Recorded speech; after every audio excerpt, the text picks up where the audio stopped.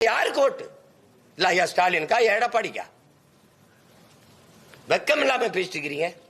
தேர்தலில் வாக்குக்கு காசு கொடுக்காம நல்ல மானமுள்ள வீர ஆண்மகன் என்னை வென்று காட்டுறான். ஒருத்தன் வாக்குக்கு காசு கொடுக்க கூடாது. நில்லுக்கு தேர்தலை பார்ப்போம். கூட்டத்துக்கு காசு கொடுக்காம கூட்டி காட்டு பார்ப்போம்.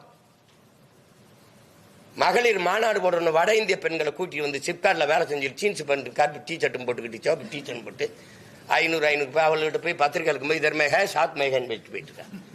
என்ன திமுக மகளிர் மாநாட்டில் என்ன சிரிக்கிற? கேவலம். மேசையில் பெண்கள் உட்காரக்குள்ள ஒரு பை இருக்கு, எடுத்தா இந்தா பாருங்க தண்ணி, இந்தா பாருங்க பிரியாணி, இந்தா பாருங்க இது. கால கொடுமை. செத்து போன தத்துவங்களை வச்சுக்கிட்டு நான் தான் பல முறை சொல்லிட்டேன். வைத்திய காத்திருந்தாலும் உச்சக்கட்ட காட்சி பத்திரிக்கை கிளைமேக்ஸ் 2 அடுக்குக்கு முன்னாடி ஐயா விஜயகாந்த் கொல்லப்பட்டுருவாப்புல.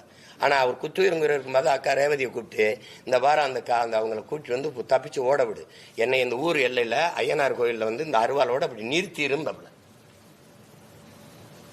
2 ரீலுக்கு முன்னாடி 2 அடுக்குக்கு முன்னாடி இறந்து போனவர் அப்படி நிற்பாப்புல. இப்ப நிக்கிறது யாரு? திராவிடம். புரியுதா?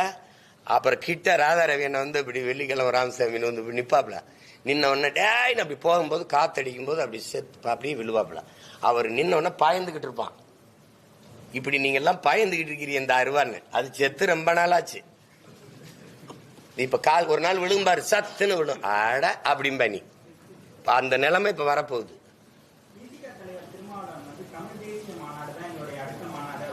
லைஃப் சேஞ்சிங் மொமெண்ட்காக வெயிட் பண்ணலாம். உங்கள் லைஃப் ஸ்டைலே சேஞ்ச் பண்ற